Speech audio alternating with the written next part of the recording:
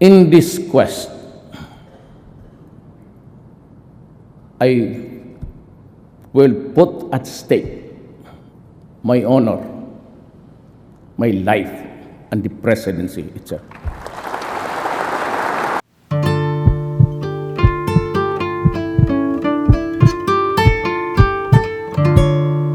Kindly sit down. Thank you. Allow me a little bit of informality at the outset. You would realize that the three guys in the elevated portion of Congress are from Mindanao. So wala na talaga kaming masabi.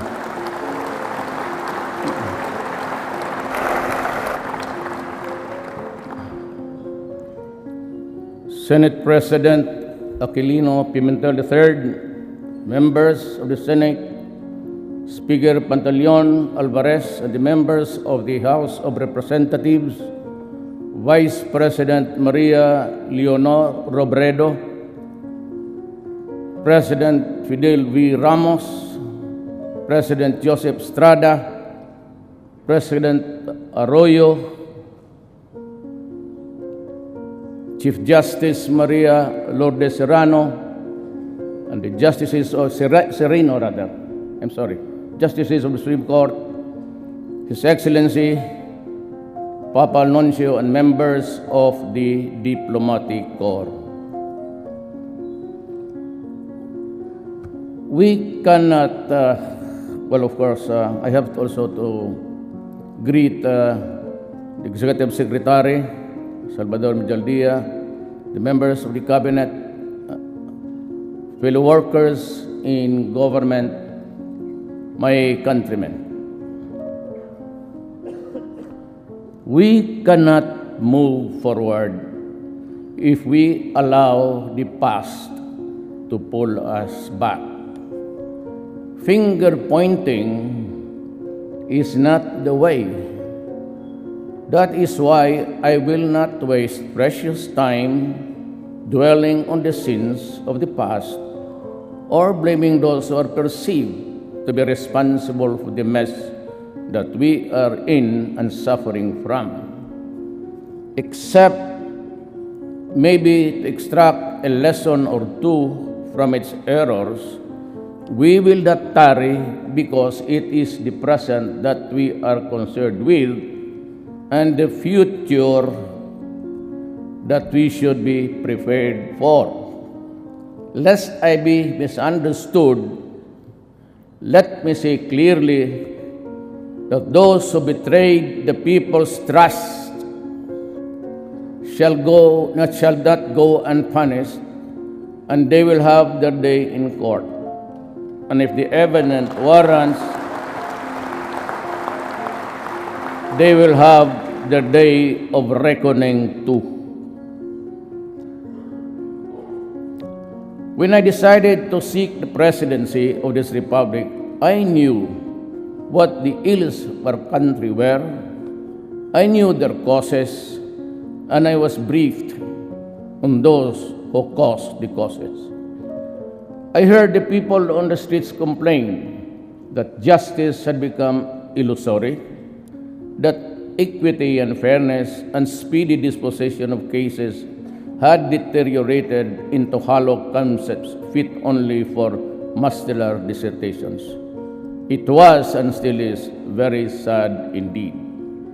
As a former prosecutor, I know there are always ways of knowing how fast or how slow cases go. What I did was to look into the number of postponements and the time difference between each postponement and the next setting. It was simple as that. I will appreciate deeply if we all in government attend to this urgent need. I was determined then, as I am now determined and better positioned, to wage war against those who make a mockery of our laws, including those who make life for us all miserable. I wish to assure everyone, though, that vindictiveness is not in my system, just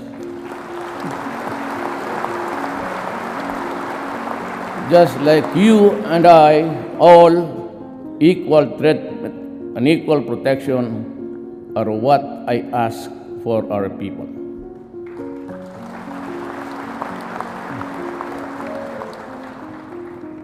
But we must have the courage to fight for what we believe in, undeterred by the fear of failing or losing. Indeed, courage knows no limits.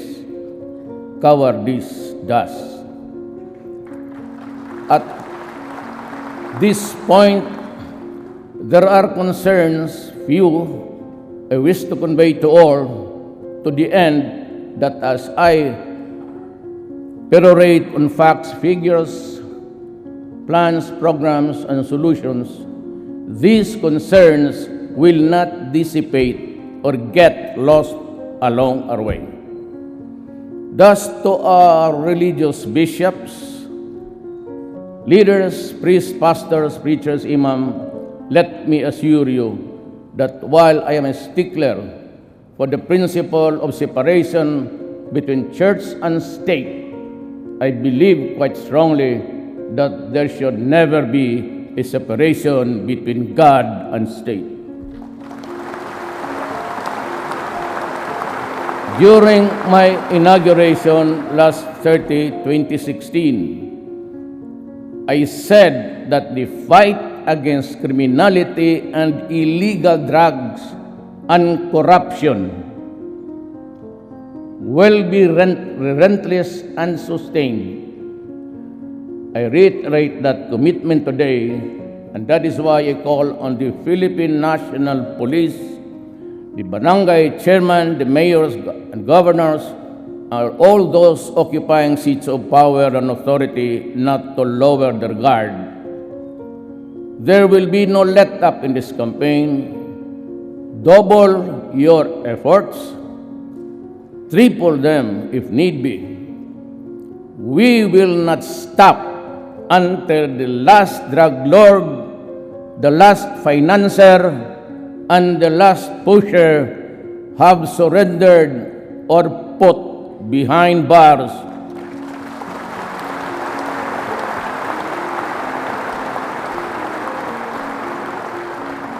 Or below the ground, if they so wish.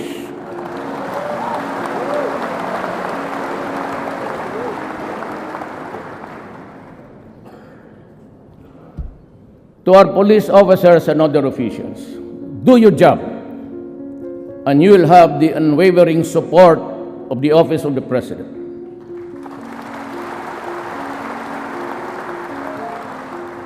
I will be with you all the way. Abuse your authority, and there will be a hell to pay.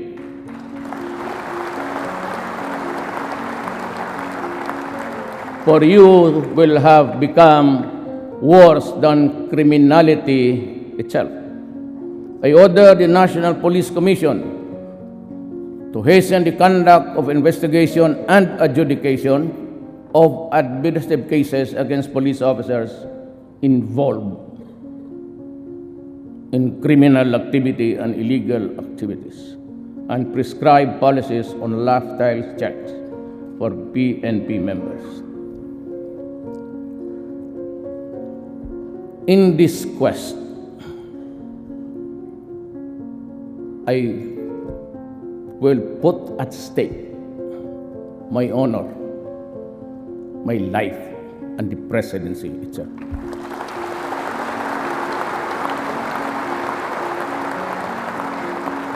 The DILG is also directed to strictly monitor how LGUs perform their supervision functions over the police, and those found that performing will be sanctioned, including the loss of police deputation from the NAPOLCOM.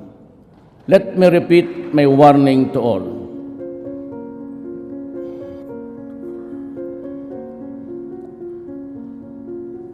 My repeat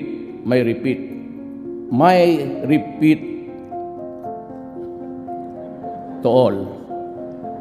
Do not do drugs.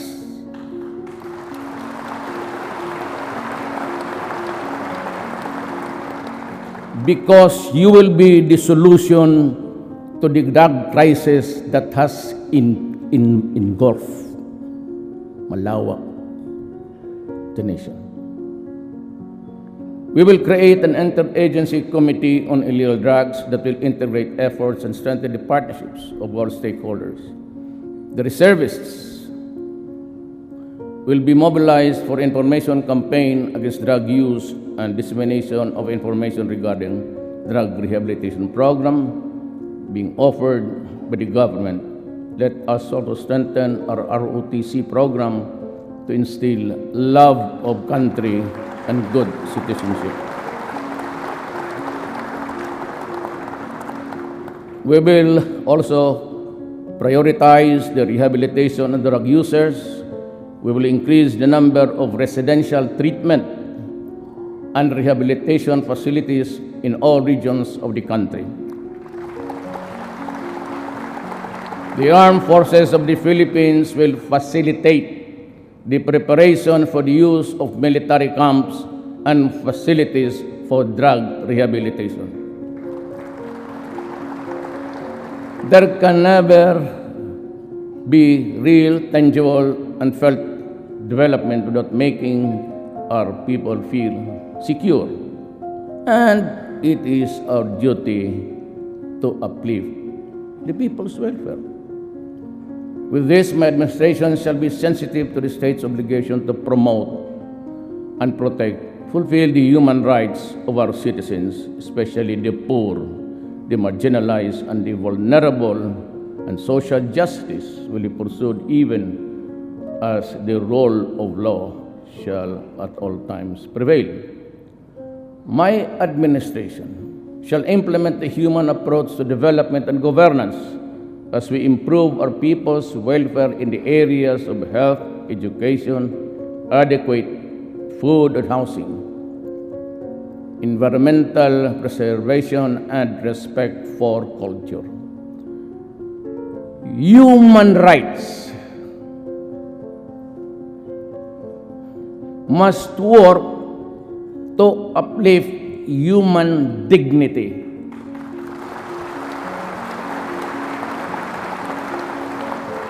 But human rights cannot be used as a shield or an excuse to destroy the country. Your country, I am my country.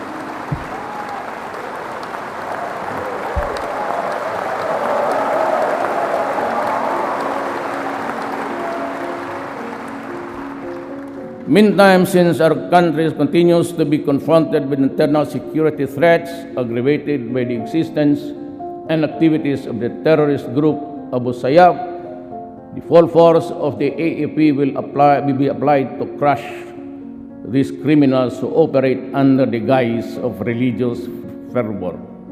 The AFP shall enhance its capability to search and engage these rogue and lawless elements. We have to strengthen our coordination with Indonesia and Malaysia to suppress the kidnapping in the waters of our neighboring countries. We will strengthen our counter-terrorism programs by amending various laws on human terrorism, terrorism financing, and cybercrime. This is our answer to the challenges of the global developments on the non-traditional threats, transnational crimes, and fanatical terrorism. Addressing global warming shall all be our top priority, but upon a fair and equitable equation. It must not stymie our industrialization. We also endeavor to develop and cooperate partnership with nations sharing common interests and concerns with the Philippines, maintain and sustain bilateral and multilateral consultations and dialogues.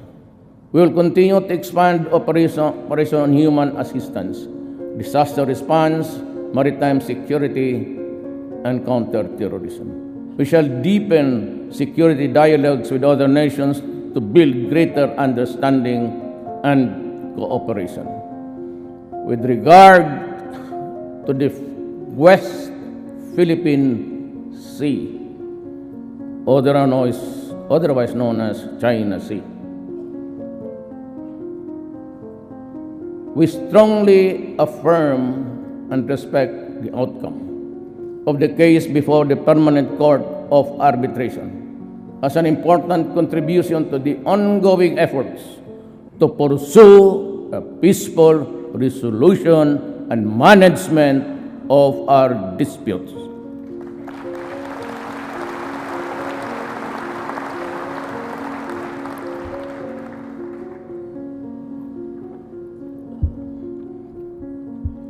The aspect of our peace processes relating to our engagement with the international community, the Philippines shall remain committed to work under international and with industrial partners, achieving lasting peace and progress in the country.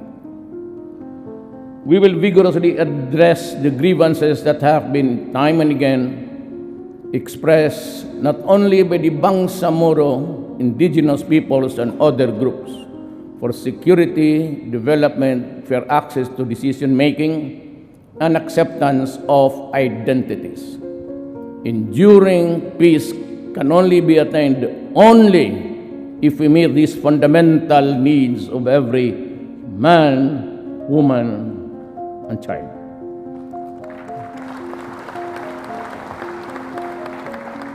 To our Muslim brothers, the Moro country, and the members of the CPP, NPA, NDF, let me say this. All of us want peace. Not the peace of the dead, but the peace of the living. We express our willingness and readiness to go to the negotiating table. And yet, we load our guns, fix our sights, pull the trigger. It is both ironic and tragic, and it is endless. While we extol the bravery and heroism of our soldiers, kayo, the rebels, do the same for your members and fighters. What I see instead are the widows and the orphans, and I feel their pain and grief, and no amount of cash assistance or the number of medals can compensate the loss of a human life.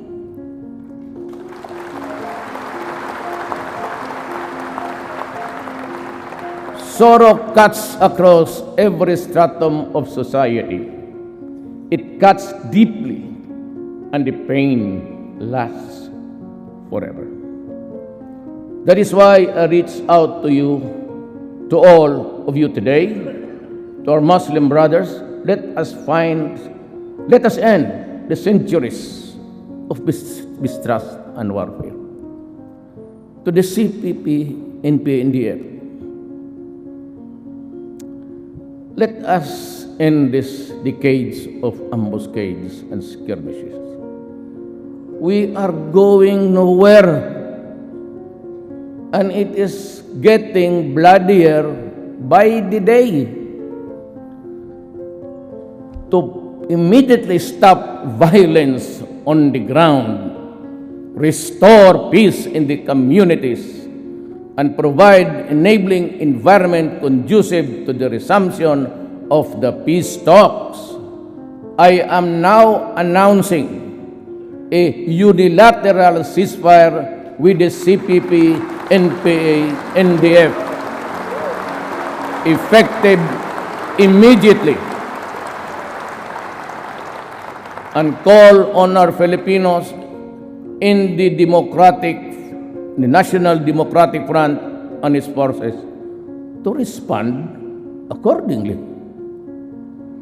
Let me make this appeal to you. if we cannot as yet love one another,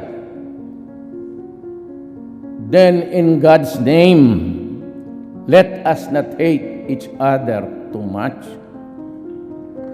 So it was said,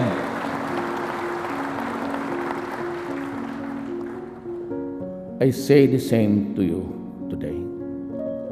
We will strive to have a permanent and lasting peace before my term ends. That is my goal. That is my dream.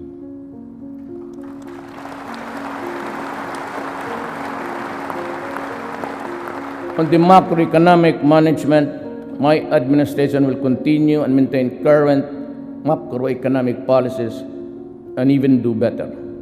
We will achieve this through prudent fiscal and monetary policies that can help translate high growth into more and better job creation and poverty reduction. By the end of my term, I hope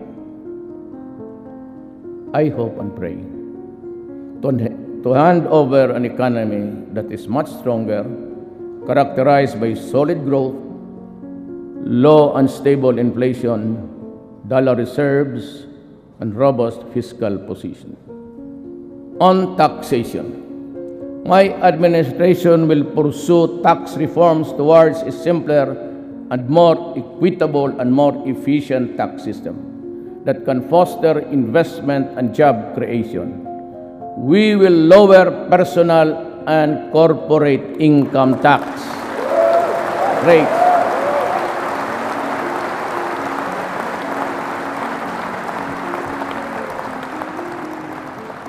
and relax the bank secrecy law.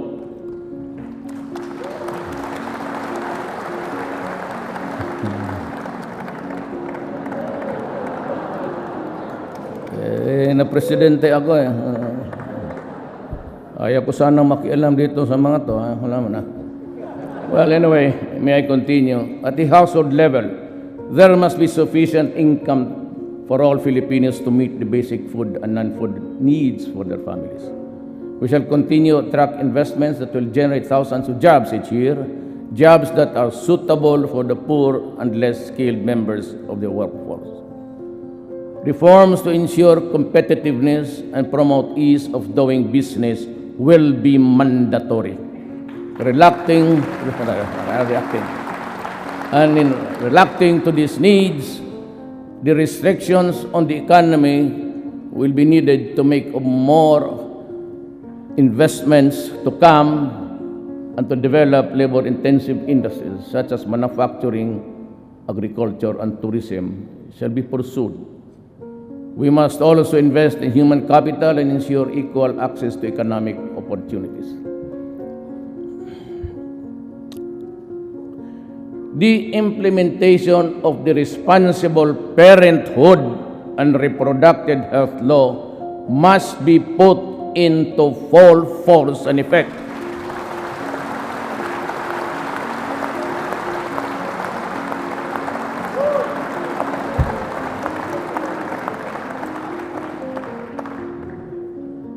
So that couples, especially the poor, will have freedom of informed choice on the number and spacing of children they can adequately care and provide for, eventually making them more productive members of the labor force. When employment is not an option, for instance, in extremely rural neighborhoods, entrepreneurship will be advocated. We shall also enhance local business environment by addressing bottlenecks in business registration and processing, in streamlining investment applications and process and integration, the services of various government offices. Government financial institutions shall come up with out-of-the-box financing packages to capacitate our small and medium entrepreneurs. In the field of tourism, we shall construct more access roads and tourism gateways to service centers and tourist sites.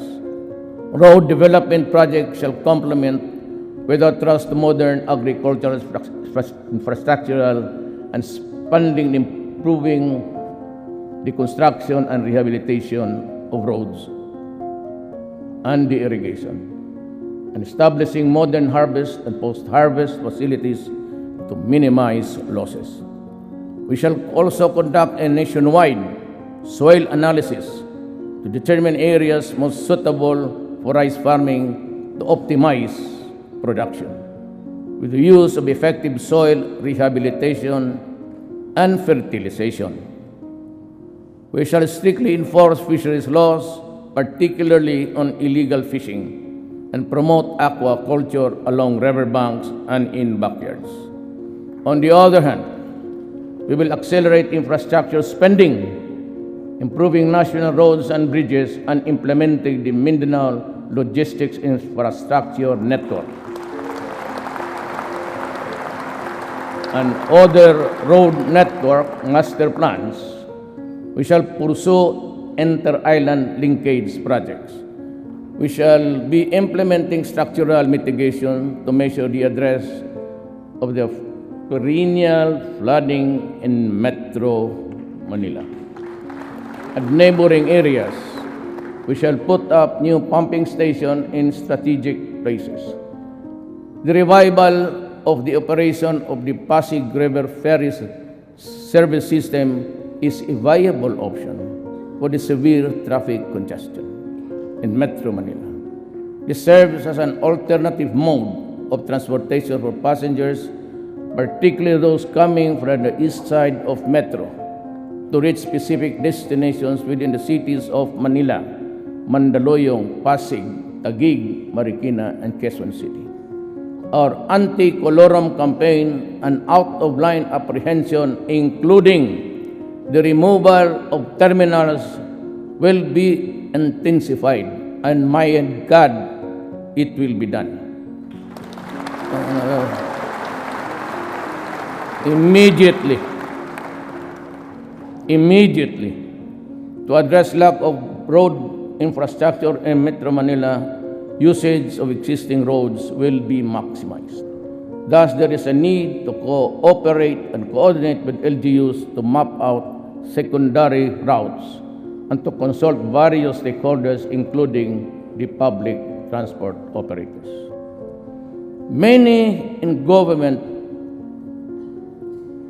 opine realistically that I would have to agree that the worsening traffic situation could be logically addressed if Congress would also accord emergency powers to the ADGs concerned. Ayaw mo, okay lang rin.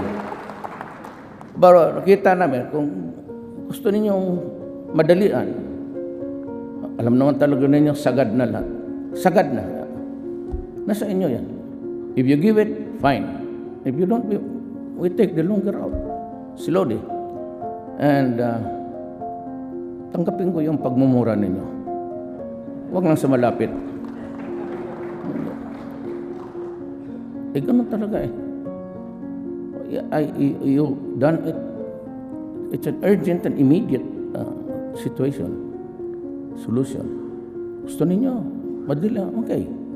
Pag ayaw naman ninyo, because baka sabihin nyo, ang corruption naman, di okay rin. But I assure you, wala ito sa script. I assure you, this will be a clean government.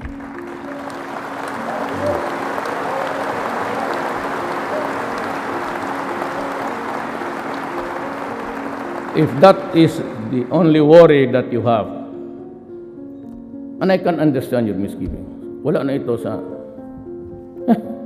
haba. Wala na ito sa script. You know, ako baka garantiya mo. 101%, it will be clean. Problem is, I can only act through agencies and departments. That's why I urge you, na basking kunting mali lang, wala akong ano sa inyo. Wala na akong politika, wala na lang. I'm through after this.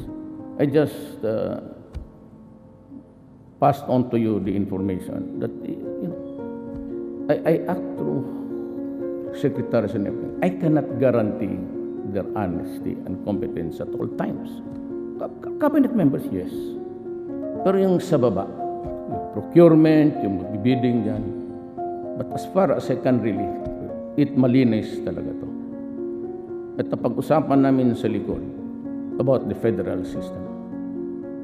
You know, my advice to you is maintain a federal system, a parliament, but be sure to have a president.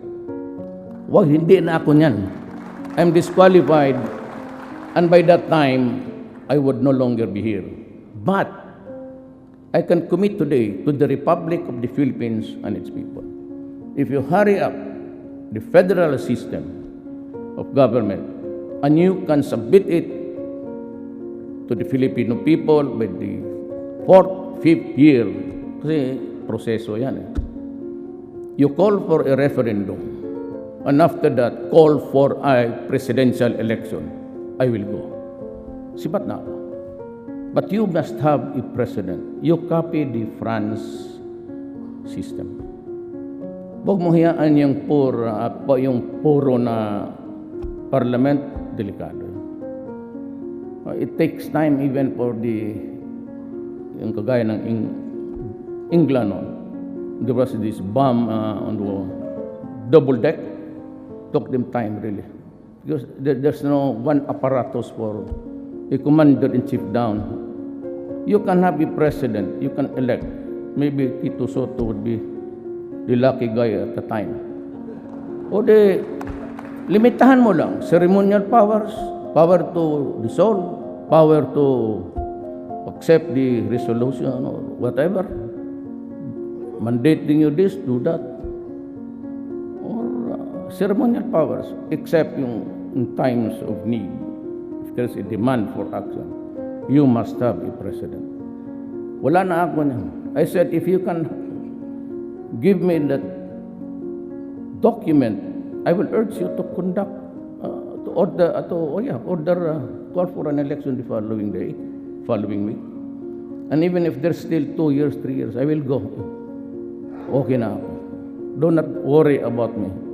I am into that much ambition. Nanalo ko. Hindi ko alam bakit nandito ngayon. Noon, nandoon lang ako.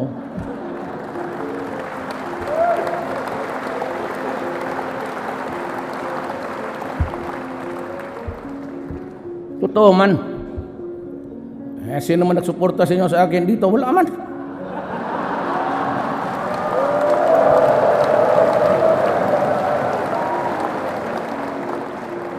Not a single congressman, except for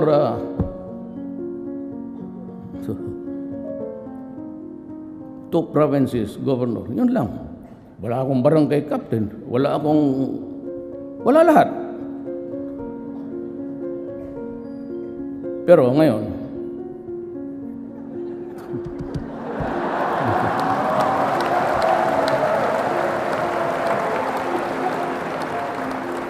processing time in issuing permits and licenses shall be reduced to the barest minimum. In my city, it is always 3 days for local governments. That will bind the office of the president down to the last barangay level. 3 days. 3 days. Local government. Business permit, clearances, no follow-ups. Bigyan mo ng stop. Be back next week. Tignan mo yung workload. And I will require every department. Yung dito sa taas. They must have a logbook. Wag sa computer kay itong ganito na na-erase yan. Gaya mong date, time, I accept the documents of Rodrigo Duterte. Then you go to your computer. You must have an actuarial projection, sir. Look at the workload. Napakabubo man naman kinima. Ilan ang workload ninyo? Tapos, bumalik ka dito August 3. 3 o'clock. Yan, 3 o'clock. Ibigay mo. Ngayon, I will be establishing 8888. Only for dedicated to corruption. Pag may marinig ako sa executive department, even a whisper, even a whisper. Hiwalay-hiwalay na tayo. Marami dyan sa gallery, marami dyan, wala trabaho, nag-a-apply hanggang ngayon. Hindi naman lahat kasi mayayaman yan eh. Mga asawa ninyo ata yan.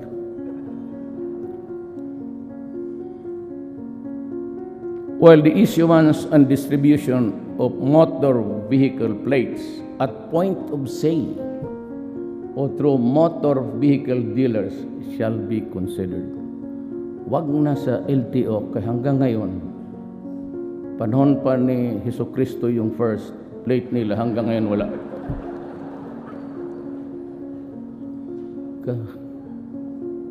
Bayad na yun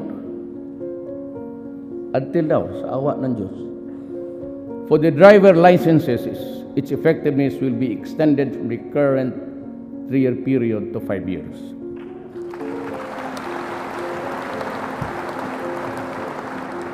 To reduce queuing time at ticketing stations, tickets sa mga train will be made readily available and easily accessible to the riding public kung bilihin mo yan sa malls, stalls, and stores. Ipinagbibili mo yung diyan mo na ibigay. Accredited. Huwag doon banda sa recto, kasigurado pikihin yan mga ulol mo. May I address again to the Philippines. Ako po'y nagdodoble ang pagod para sa inyo, para sa kapakanan ng bayan. Seryoso po ako. Kayong mga ganon, tikit-tikit at magkaroon ng gulo, wag ho ninyong gawain yan. Ito na yung warning ko. Yun na yun, last. Wala nang iba. Hindi ko na gagawin. Huwag ninyong sirain yung mga bagay-bagay na ginagawa namin para sa kapakanan ng tao. Mabuti ang magkaintindihan tayo.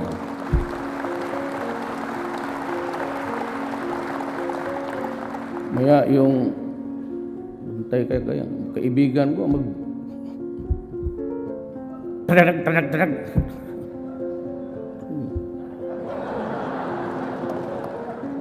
Kaya wag ninyong gawin. Simple lang yan eh.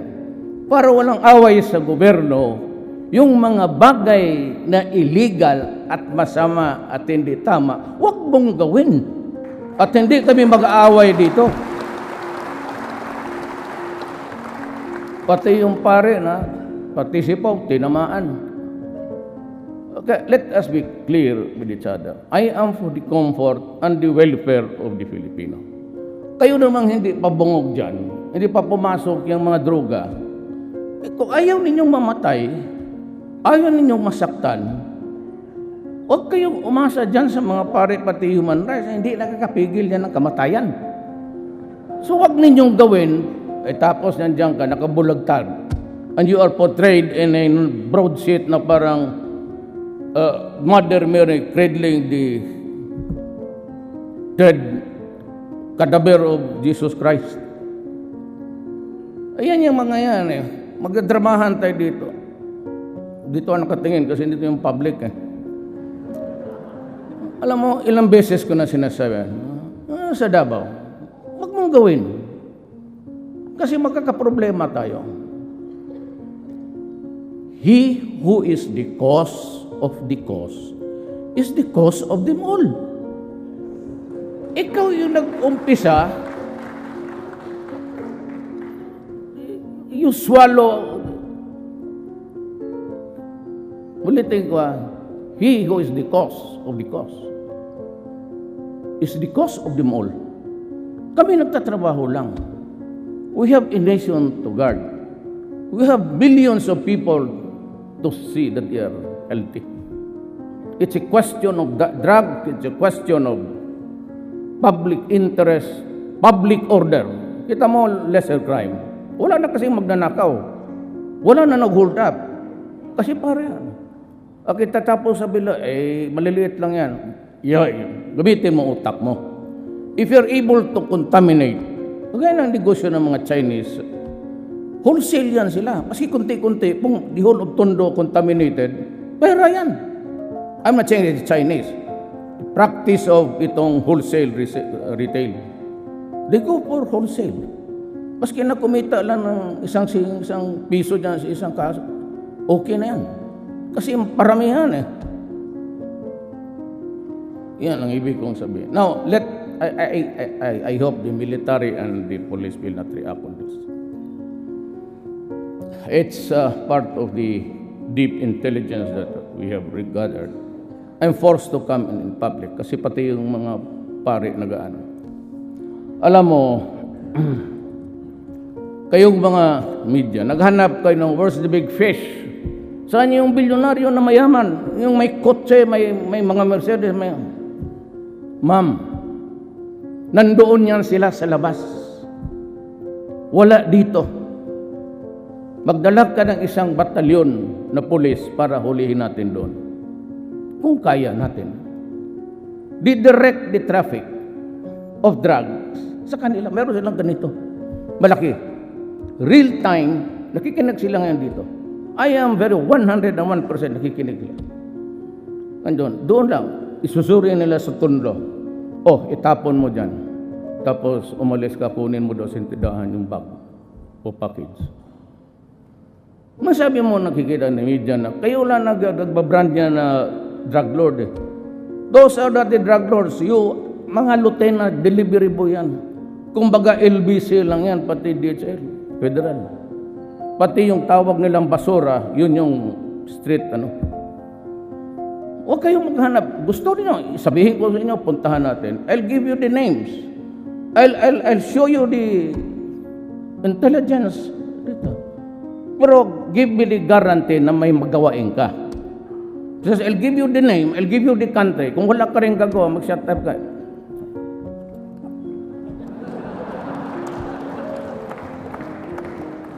Kaya hindi lang kami do not get too personal about our work here.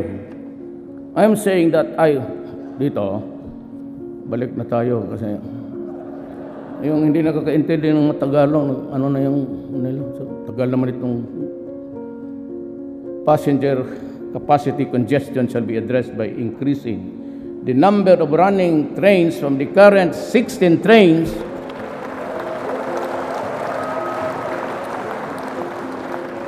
with a total of 48 cars per hour to 20 trains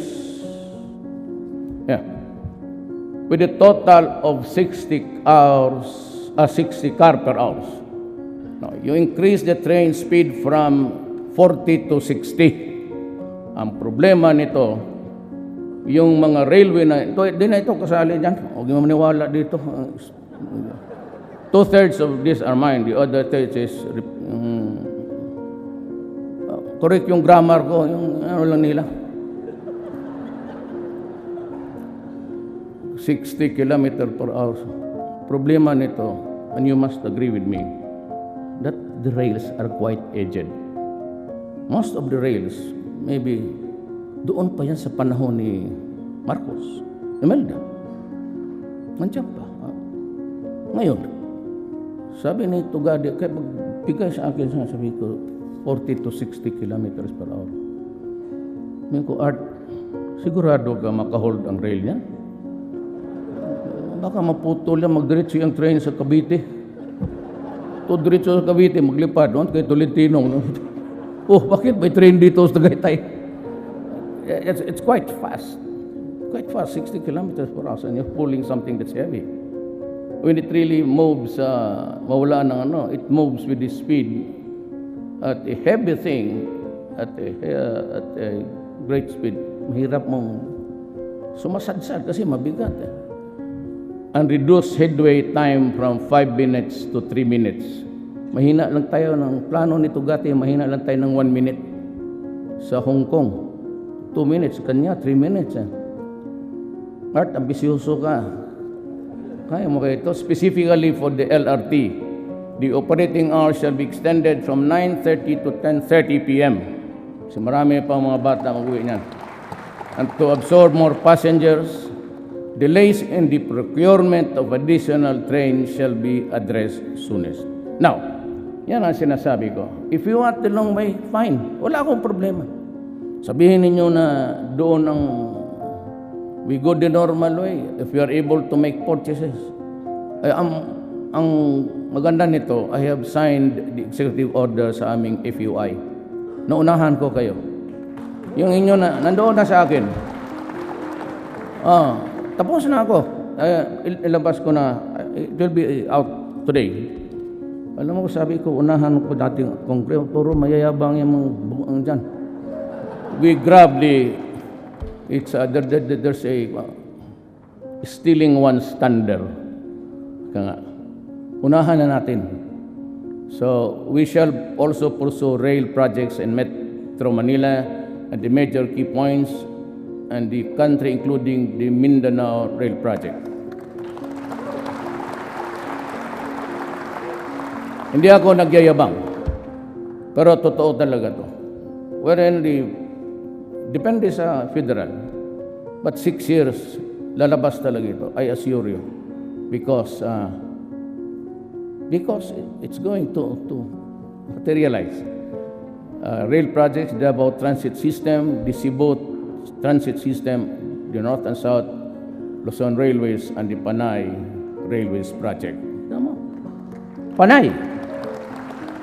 Taga saan si ano? Panay. Panay ang bigay natin para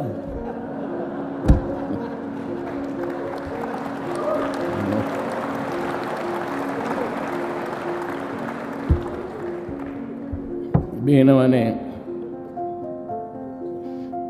Senator Delon, binakbait ka dito.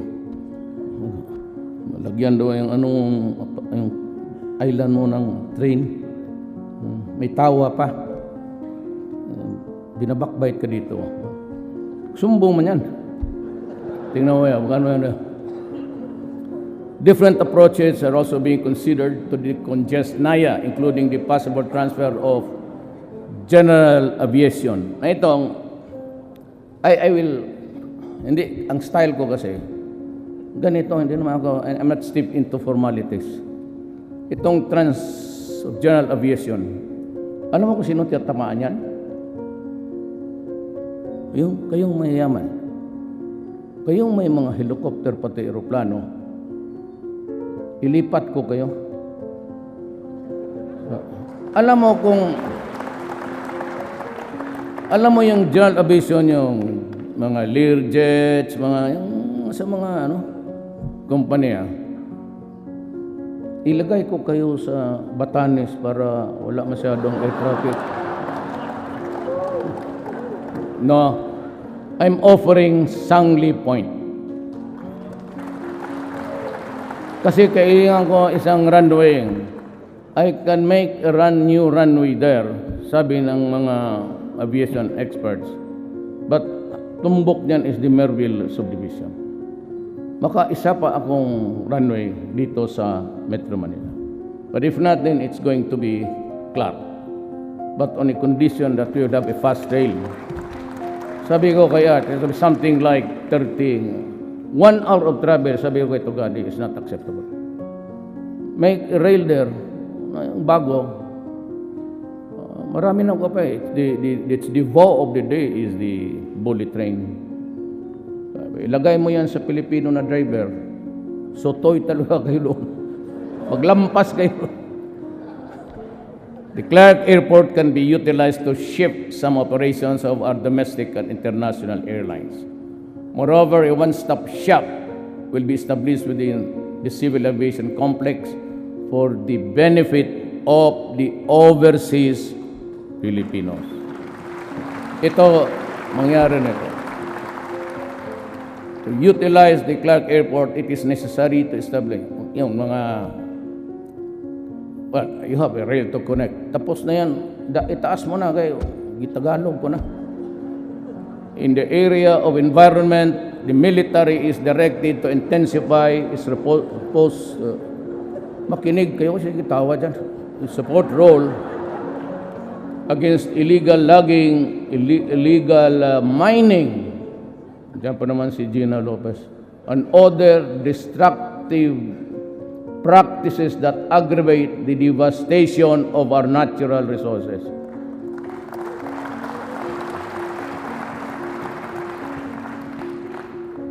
I have to protect the country. Many are complaining against the appointment of Gina Lopez. But si Gina, pati ako, we share the same paradigm. The interest of the country must come first. But hindi ko naman sinasabi, there's a law allowing mining. Gina Lopez and I are just telling you, follow government standards. Do not destroy the environment. Follow it to a T. Wala tayong problema. Just pay the correct taxes, follow the standards. Gina Lopez is just doing her job. You know, she is really a crusader.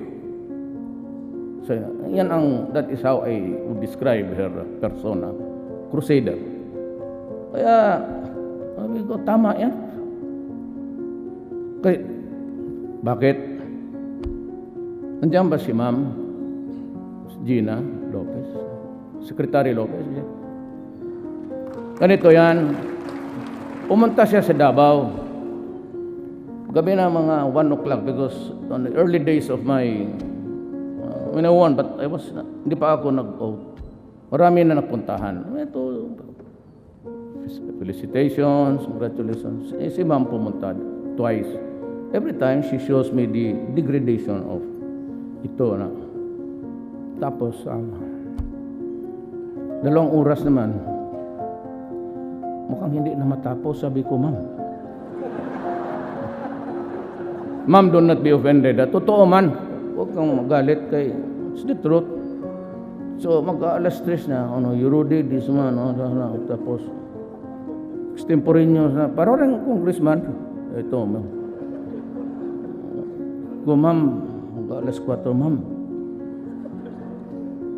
ano kaya kung ikaw na lang ang Dina?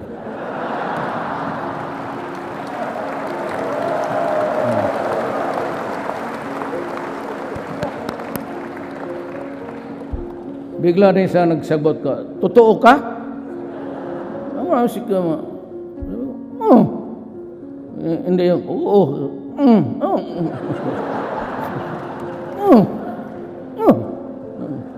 Siya, I will ask the, I'll consult my family and ask my, nila. Following day, tawag siya kay may 8 Kibong. Sinabong, okay na, tinanggap na. Sabi ng pamilya ko, okay na. Sabi ko, ay, bantay kayo lahat. But, I would not be appointing somebody who's alien to my thinking. I would take in somebody who shares my horizons in life. Especially yung degradation ng tama yan, she's a crusader and she will continue. And dito naman lagay is, the DNR is likewise directed to review all permits granted to the mining, logging, and other environmental sensitive activities to ensure compliance with government standards. And if warranted, ito na yung pinakamaganda, amend, suspend, or revoke permits. Go ahead.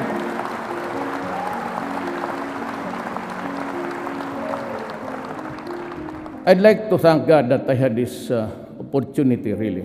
I never thought umabot ako dito. I've always had that crank sa isip ko, mahirap itong Laguna Lake. Naubos ng wala na ang fisherman. Yun na lang the difference between one big fish pen to the other. Yun na lang ang sa mga tao. Makita mo sa plane, every time I go to Davao, I pass by that lake there. Every time kita ko, talagang wala nang And the fishermen are complaining about the loss. Talagang wala na sila kasi ang maliit na lugar, yun lang ang kanila. So dito, pinadaan ko lang a diplomatic way that the Laguna Lake shall be transformed into a vibrant economy zone showcasing ecotourism by addressing the negative impact of watershed destruction, land conversion, and pollution. Ito yung nilagay ko. Pero this is what I'm telling you. The poor fishermen will have priority in its entitlements. Order to Gina is ayusin mo, ma'am. Huwag mo namang ipitin, but they have to reduce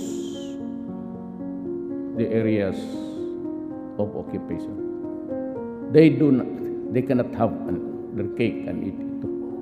Sila na yung may pera, sila na yung, this must stop. So, kung saan itanong sa kung sinong may-ari niyan, simple lang. Mga general, mga mayor, governor, baka congressman. I mean, this is not personal. This is something which I feel that I must do because it is the right thing to do.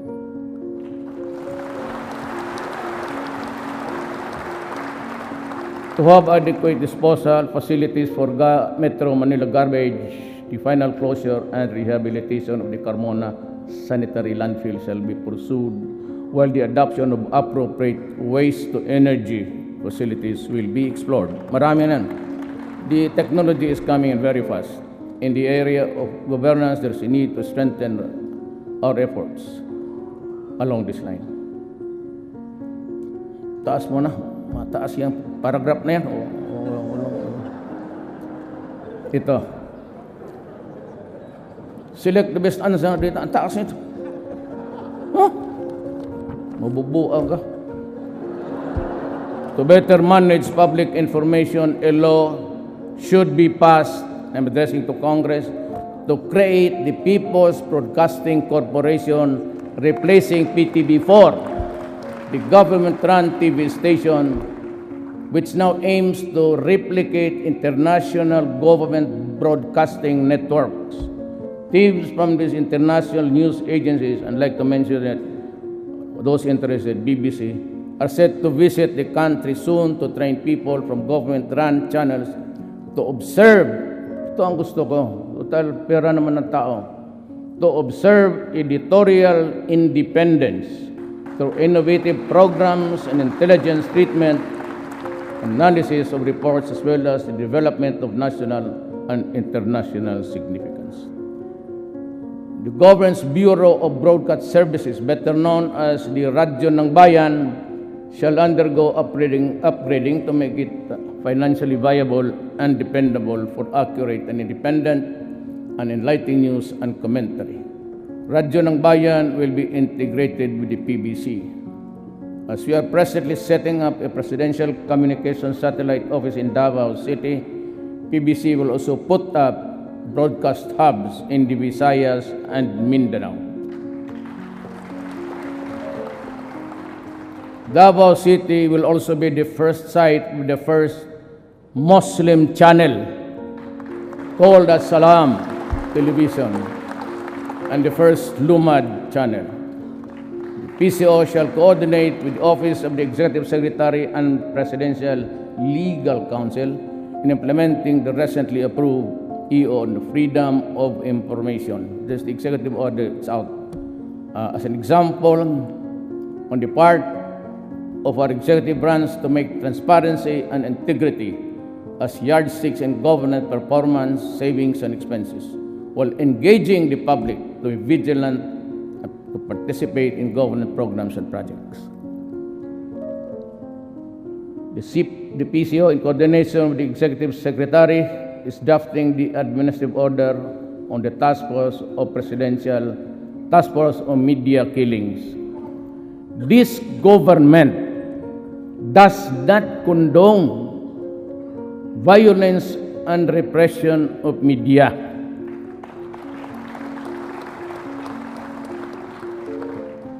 The bona fide media,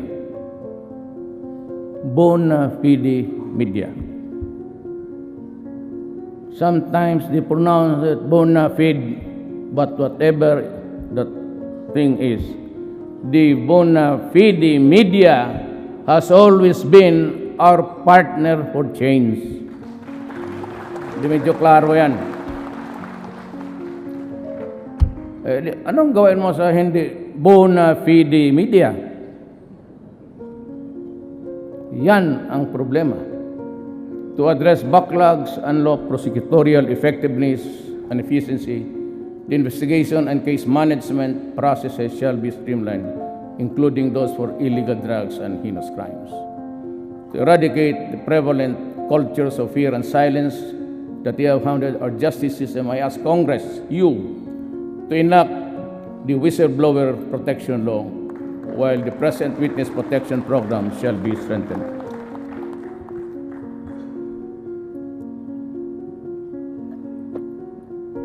Hirap maging presidente, maski dito lang.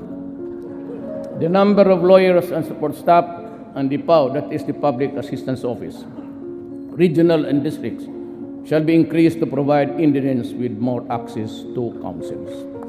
At this stage, I also have directed the DILG to undertake nationwide information and campaign on federalism in partnership with various alliances and with LGOs, civil society, grassroots, and faith-based organizations. Hinto muna ako dito, itong federalism. Ayaw ko itong tama ako. Alam mo, itong bayan natin, if I may just repeat, I know that you know, in 1521 or 1526, Magellan landed in Leyte. Tapos, kumari ko man ito. Salamat, Maria.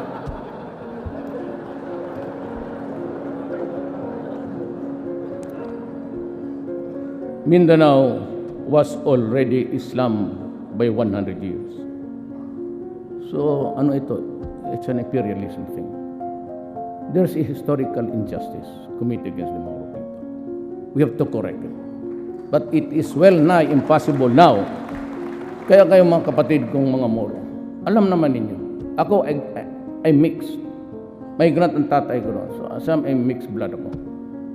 Moro, pati Christian. But, you know, intindihin na lang natin ito, that we cannot return to you all yung nangkuha ng mga Amerikano, Espanyol, pati yung mga Pilipino, mga kapitalista, those who exploited Mindanao with that thing, sloganeering, go to Mindanao because it is a land of promise.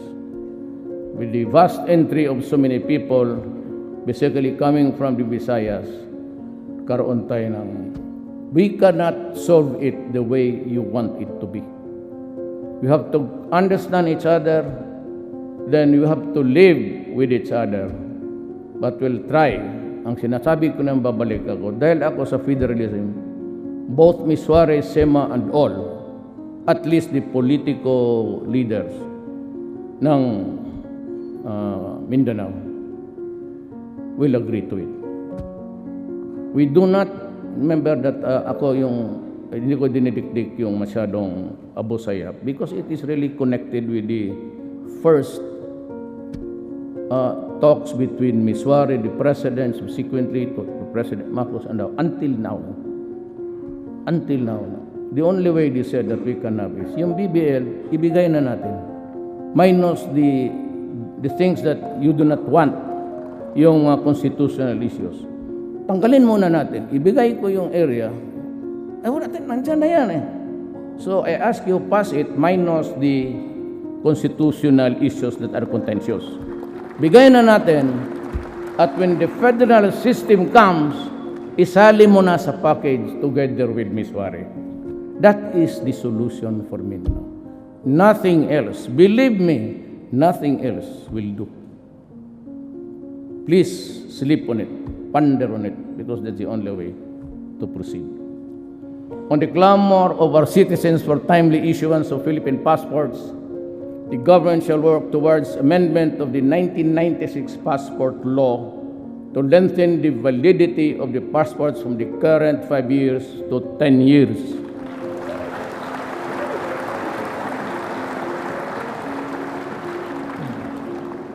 Total, kayo naman ang magagawa ng batas. You are the ones who will pass the law. Even if you make it good for 30 years, okay ako. Bahala ka. Basta stretch a little bit because 5 years is just really simply on a regular basis. Matagal pa naman itong passport. Mag-apply ako ng mga 10 days na. Alam mo, I'd like to call the attention of Secretary Yasay. If you go to Davao, look back doon look at the back, likod ng itong mall, ng malaking mall doon.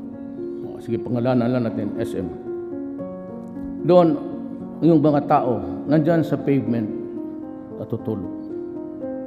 For the many times, nadaan ako na walang ulan. Doon yan sila. Because first come, first serve. And the only outlet there, the outlet of your department is yung sa SM.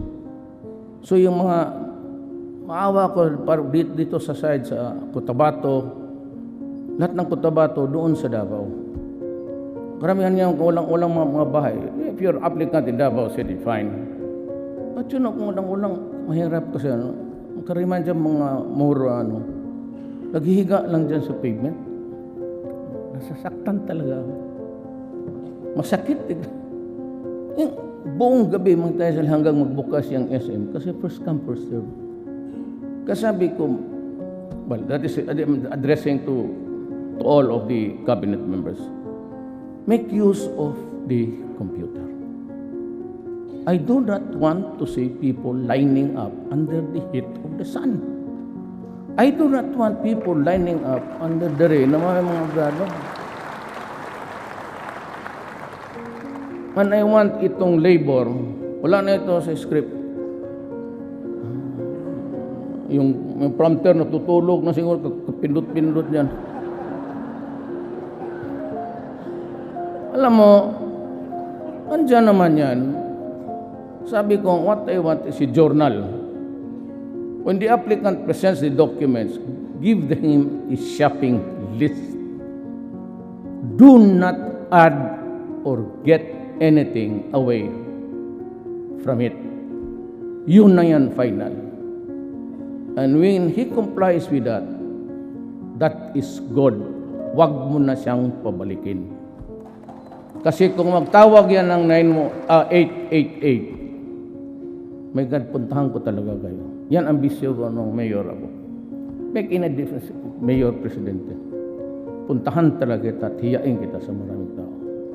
And I would publicly ask you, what the hell happened to the procedure? Pupuntahan ko talaga kayo. Local, barangay, police, military, lahat. Bigyan mo ng shopping list, huwag mo nang pabalikin. Because pag magtawang ng 888 yan, tapos makita ko na the grievance is valid, bahala ka anong walang panahon, pupuntahan kita sa opisina mo on iWorks. Bakit? Bigyan mo ng staff. You have to employ actuarial ability. That's easy. Pero pagtanggap ng tao, I'm addressing myself under me. Journal. Papirmahin mo siya. Lagyan mo doon, tignan mo sa computer. Kung mag-connect ka doon sa actuarial, hindi mo kailangan ng bubo dyan eh. Kasi matatapos siguro yan mga next month. Tapos. Projections lang naman. Kung balik ka dito, August 15, 3 o'clock. Pagdating, bagay mo. Now, if it goes to Malacanang, I'll open it up. For those who have valid reasons to complain about graft and corruption, the gates of Malacanang will be opened. Doon ka. Magsumbong ka.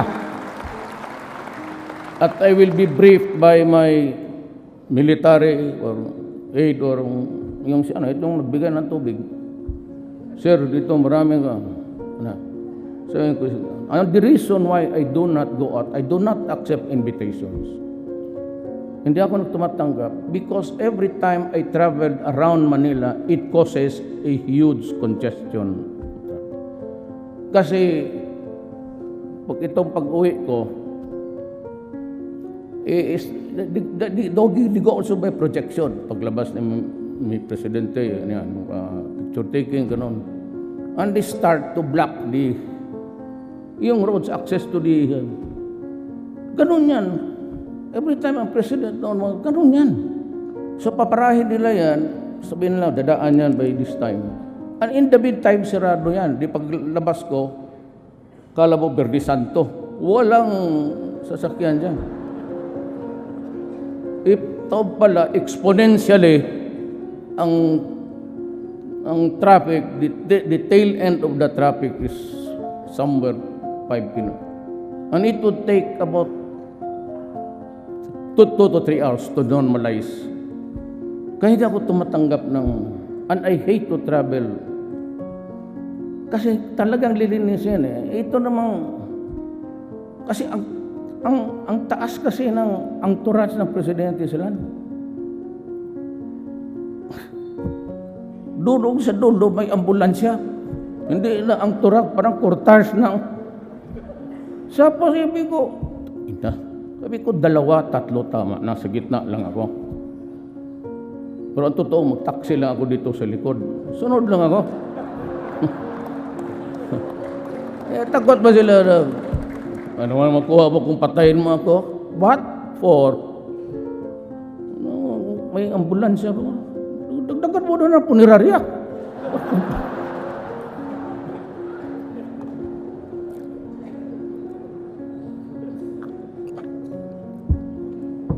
I have also ordered DFA to streamline documentary requirements and passport applications and open additional consular offices in strategic places to decongest Metro Manila sites and avoid queues that have caused hardships and suffering to passport applicants.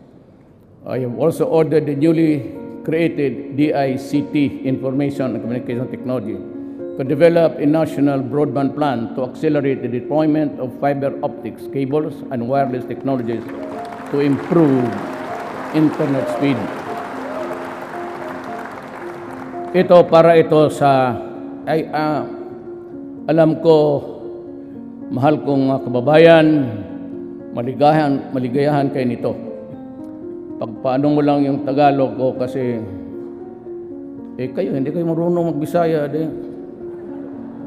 Wi-Fi access shall be provided at no charge in selected public places, including parks, plazas, public libraries, schools, government hospitals, train stations, airports, and seaports. Diba? Happy lahat. All government agencies are instructed to enable their clients to submit applications for coordination, other agencies combined. Taas mo, wala na yan. Ayaw na magsalita. In the national portal, yes, because it's our parang website. Ito, we shall intensify, mainit talaga ako dito. I place it in parity with drugs. We shall intensify our war against human traffickers and illegal recruiters that prey on our migrants. To help ensure that the hard-earned money of the Filipinos overseas are put into productive use, a mandatory financial education for all migrants and their communities will be pursued with intensive courage and entrepreneurship among them. I may now also ask on Congress to consider drawing up bills consolidating and merging agencies and offices having to do the overseas Filipino to have a department that shall focus on and quickly respond to the problems and concerns. Kailangan mo ng isa. And I have asked, I don't know, Secretary Bello is here. Bebot. Wala. Absinero talaga yan. Kasi sa cabinet absinero yan. Gusto ko, he will lease some buildings near for overseas only. At lagyan ko na i-direct all BIR lahat na BIR, lahat something to do with the clearances of the police in one building, may booth lang. I said, my God, make use of the computer. So doon lang siya mag-ikot sa isang building. Ang Pilipino, di na siya magpunta doon sa statistics, di na siya punta doon sa dyan sa office niya. Gamitin ninyo ang computer and you can get the results right after. Why do he has to travel to Malate, then he has come with the traffic? He can only accomplish one document at one time. And BI clearances, doon na ninyo bigay. Lahat na doon na. At kung dapat, may awa o sibilyo, pakainin niyo yung mga tao doon. Lalo na sa probinsya. Pagtingin ninyo taga-probinsya, finish it right away. Make use of the computer. O pag hindi nyo ginamit, tapon na lang ninyo. Throw away the computers, and I understand that. It would take you years to do it. Do the computers. Taas mo na, wala na yan. Ito, to help avoid squatter-like conditions in relocation site, we urge utilities like Meralco and electric cooperatives exercise their social corporate responsibility by making direct connections to relocation sites and depressed areas. Alam mo kung bakit? Hindi na nilagyan nila dyan eh. That's why I had to talk to you ganito. Bakit? It's because walang kurente pagka mahirap ka. You do not own the land. The city engineer would not. That is my experience, 23 years as mayor. Hindi magbigay ng direct connection. Kasi hindi ko may-ari ng lupa. But that squatter there has been there for 20 years. So mag-connect sila. Pagka-connect nila, ang gamitin nila yung wire na, yung pinakamura. So it overheats because connect na lang sila kung sino yung minsan magnakaw. You know, we will have to make the adjustments. It is not for these people to make the corrections because they are not in a position to do it. We have to adjust to the needs of our people. Total yan naman yung as a squatter na yan. As long as I sit there as president, there will be no demolitions without relocations. Di talaga pa yan. Hindi naman aso yan na, just like in Davao. I'd like to make a dialogue with the businessmen. Sir, how much are you investing in this land you have bought by this squatter? So I bought it at about 60 million. Dagdagan mo ng 20 million. So ako na ang bahala. Sabihin ko doon sa mga tao, bili tayo ng relocation site or I will provide. Government will expropriate. I will make use of the expropriation powers. Okay, ako ganun sa Davao eh. I have 20 hectares there. I will expropriate some land there. Yung malapit lang. Then sabihin ko, this 20 million will help your journey to a new land. And I will urge everybody na yung mga bagong mga factories, doon sila magtayo. Magtiis-tiis lang muna kayo. In the meantime, you have to mitigate the hardships of these people. That's the only way to do it. Pero yung sabi, demolition, walang matirahan ng tao. Total, you sat on your rights for many years. Bakit mo ngayon pipilitin mo ako magka-problema ng gano'n? May iba kasi hinahayaan nila. For 10, 20 years, they do nothing. And when the time comes na pagbili lang nila, tayo ngayon disturbuhin. O di gumastos ka, para mas madali. Just add a little bit more. And there will be at least peace. Pag hindi, wala yan. Fight na naman yan between government and the tawag nila squatters. Squatters man talaga yan. Masasaktan lang, mamatay for no reason at all. Kung mayaman ka, bigyan mo naman ng kunting provide a relocation, and I'd be glad to talk to the people and say, go, it is not yours. I have directed the concerned regulatory agencies to prioritize the issuance of required permits for power development. Okay yan sa akin. Ang problema, sandali na to. Para ka dyan. Yung mga environmentalist, meron tayong kasi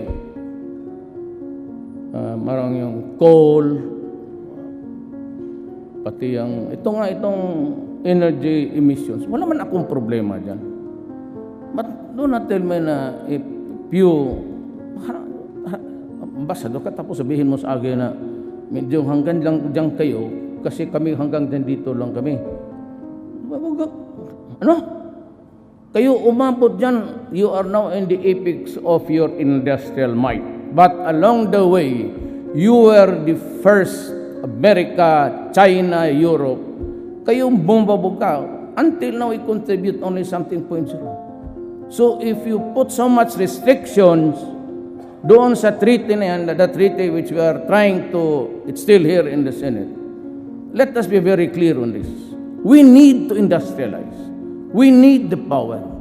And therefore, the emissions would also be considered. You just can say if I establish 5 economic zones here, and you start to say that you're spewing so much carbon footprints, mahirap yan. I mean, it's hard. I cannot just agree on anything that will delay. I'm only good for 6 years. And tend to do something during my term. Now, I'm sure that the heavy machineries would come in, and even the power. Cheapest is coal. So ito naman locally, you get in trouble with Gina. So we'll just talk sa cabinet na lang. Si Gina naman is a very fine lady. Huwag ka na magsimangot sa harapan yan. Bigyan ka niya permit, baski 5. Magsimangot ka 0. All that she is to do is just be gracious to her. That's all. It's a matter of talking and explaining to them. But if it is you're using the state-of-the-art technology, and I've seen it several times in the other power plants in this country, if it is really a good one, then we will consider. I said, because we need the energy to power our industrialization. To strengthen delivery of social services, the government will intensify its protection programs so it can use its resources and expertise to make a dent in the country's poverty levels. What we want is genuinely to reduce the vulnerabilities of our people, build resiliency, and empower individuals and families and communities. The beneficiaries of our peace shall be made to become independent and self-reliant after they have graduated from the program. But as it is, we aim to present them with other forms of assistance so that they can stand on their own 2 feet. But now, I have decided to direct the DSWD to provide the rice subsidies to the poorest of the families, at least para makakain lang, every month.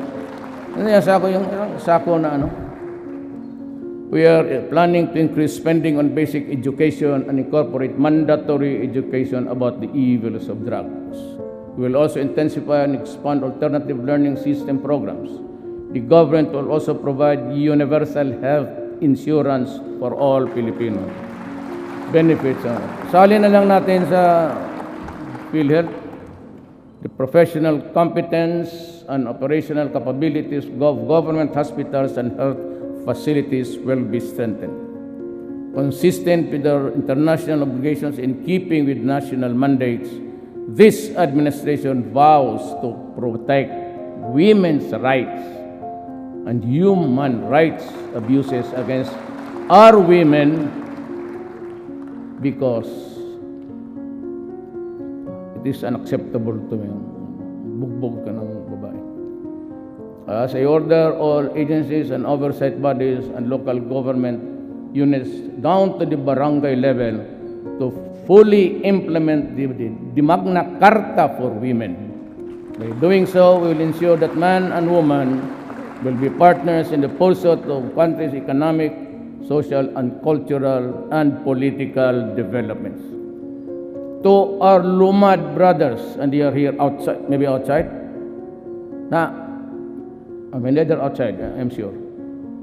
I told the secretary just to let them come. They want, kanila man to. To our brothers, I have this to say. The government has issued you the ancestral certificates to win. Title, covering vast tracts of land, especially in the island of Mindanao. You have the Indigenous Peoples' Rights Act and the National Commission of Indigenous Peoples to protect you and to assist you. Government has given you the tool, the legal tool to improve yourself financially, economically, and socially. Make use of your ancestral domain. Do not let it remain idle. Well, the government is always ready to help you. You must first help yourself. We cannot legislate financial and economic progress for you. It is you and you alone who can do that. You can chart your fate, but do it within constitutional and legal means. After being devastated by natural and man-made calamities these past few years, we are still to recover emotionally from the loss of our loved ones and materially from the loss of our homes and our income sources. There are many among us whose emotional wounds are still fresh and painful to the touch. We cannot erase the images of death and destruction from our minds. We cannot wash away the stench of rotting flesh from our noses. And there are many of us who are still waiting for the help that was promised. The enormity of the problem of drug addiction has been made manifest by the number of surrenderies which grows by the hundred each day that passes. Since July 1, we have already made 3,600 related drug arrests. 120 drug dependents have already surrendered, and 70,000 of them are pushers. You think this is just a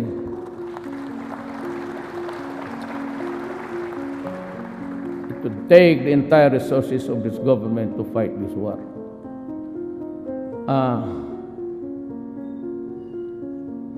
I have nothing but the interest of my country.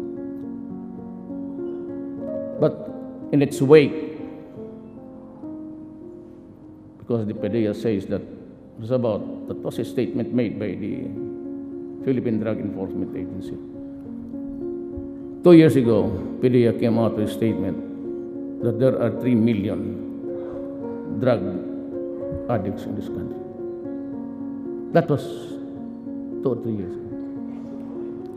How do you think would be the number incrementally if we count now? Give it a liberal addition, maybe. Lagyan mo na 7,000. So 3,700,000. The number is quite staggering and scary. The drug lords that you desperately want to strangle are not here. Wala mga bilyonaryo dito. The ones that you catch running after are just the lieutenants. They do it by technology. They're cooking it in the international waters. Tinatapo nila yung bulto by the drums. Dikitan nila ng GPS. So makikita ka. We are hard put sa intelligence because they've invented this direct satellite.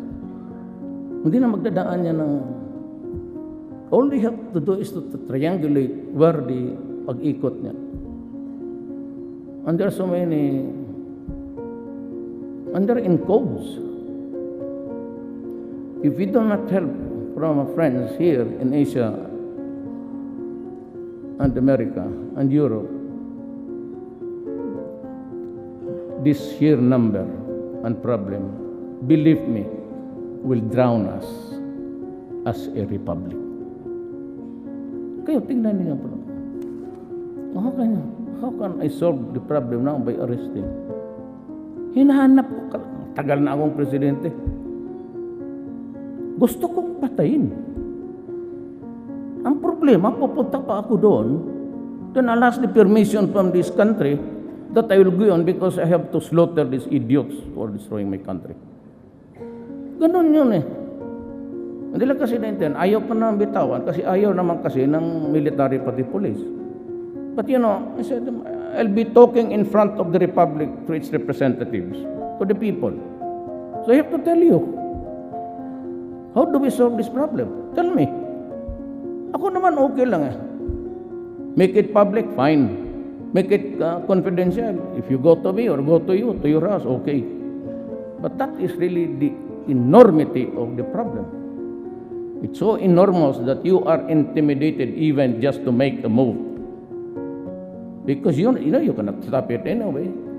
Mabunggo mo isa ditong hinulog sa dagat, eh marami naman nagluluto doon. It's a free-for-all enterprise for the criminals at this time. Kung ako, if I had just the plan, I couldn't type. Sabi ko sa military, pag nakita ninyo, pasabugin mo na. Baski nag-surrender dyan ng may white flag. Panggira lang yan, hindi yan pang kriminal. Pasabugin mo. Show no mercy to them because they are not doing any mercy to us anyway. Bakit ako Yan ang problema. But we should not despair. Like someone wrote, it is when the night is darkness that dawn breaks. We are imbued with resiliency that has been tested and proven. More difficult times as in the past. We have a bond to act together.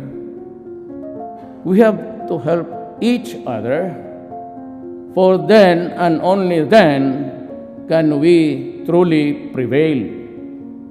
And the Filipino, disciplined, informed, involved, shall rise from the rubbles of sorrow and pain, so that all the mirrors in the world will reflect the face of a passion that will change this land. Daghang salamat.